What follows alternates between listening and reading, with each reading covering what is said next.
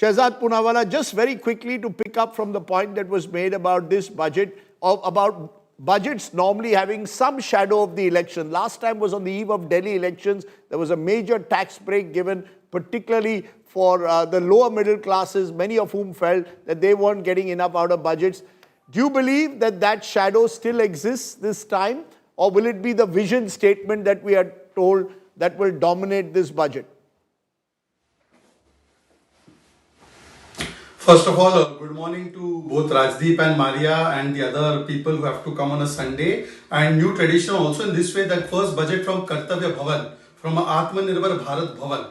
So now, having said that, Rajdeep, just before I come to your question, 10 seconds on something I heard before you were addressing with Sanjay ji, that why budgets are not open.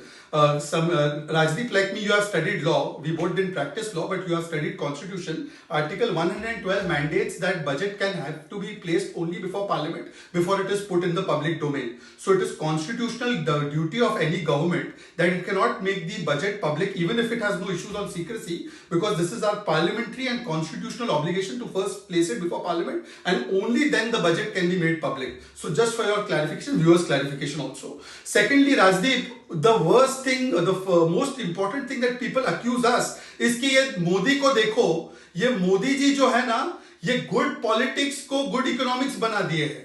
हमने GST, when we got in GST 2017, Gujarat elections were around the corner.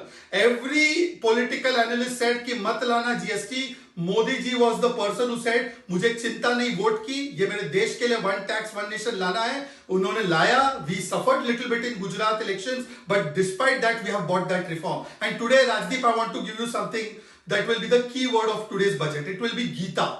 You will say, अरे इसमें भी हिंदू मुस्लिम कर दिया पूनावाला ने. GITA means G for growth, I for infrastructure, T for technology, and A for Atmanirbhar Bharat. Highest growing large economy in the world. We have gone from 11th position. Sorry? Interesting. It will be, Shehzad Poonawalla, I've always said that if you can come up with these acronyms all the time, you will go very far in politics, because this government likes acronyms. But we will keep that in mind. GITA is what you said. But Rahul Ahluwalia. Okay, just a minute. We've got limited time today. We've got limited time today. I'll give you 10 seconds more. Keep it at 10. At least let me elaborate on my GITA.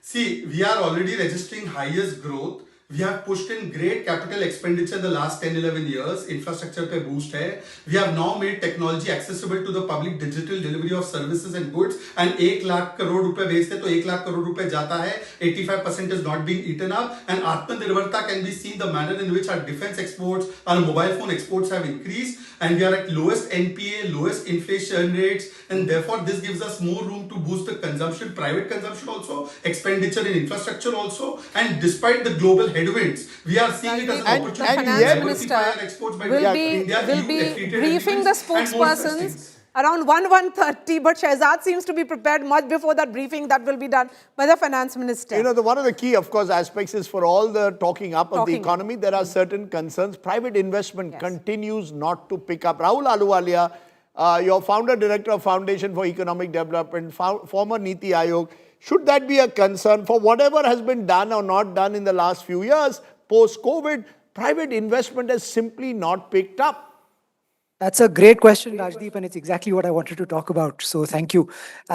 In fact, that's the big story of the last 5 to 6 years, right? The big concern has been private investment has not picked up. Our diagnosis is that private investment is not picking up in India because we are not globally competitive. If you think about manufacturing scale, if you look at the one big success story that India has had is Apple manufacturing iPhones in India. India is only 2% of Apple's global market. The only reason they are manufacturing iPhones in India is because they can export them to the rest of the world. We have to achieve this kind of competitiveness in every other sector. The investment not picking up is a signal that public capex and public investment in infrastructure is not the answer. So what is the answer? And I think the government is on the right track, and you've been mentioning it yourself on your show. Deregulation is the answer. Ease of doing business is the answer. A globally competitive business climate is the answer. So that's the big picture that we should be looking for from this budget. Deregulation, I just, one last point I'll make is it comes in two flavors. One is you have to reduce the obstacles. The other is you have to increase the certainty and the stability. And both of these things are really more signals that you can expect from a budget. Concretely, I think tariff is the one big thing that we should expect. Tariff rationalization and tariff lowering is something that I'm really looking forward to, at least in the budget. Okay.